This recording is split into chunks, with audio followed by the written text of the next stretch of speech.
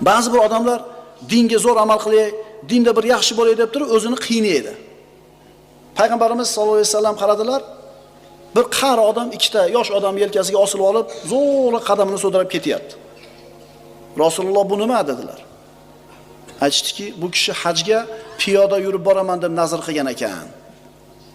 Payg'ambarimiz aytdilar: "Innalloha lag'aniyyun an ta'dibihi nafsahu falyarkab."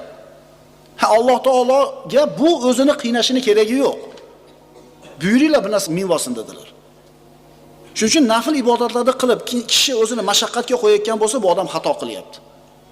Alloh taolo sizni azoblashni hargiz xohlamaydi. Tavhid oyatlari. Alloh taoloning Rob ismi haqida dars qilgan bo'ldik. Rob, Parvardigor, murabbiy, tarbiyat kunanda, tarbiya qiluvchi.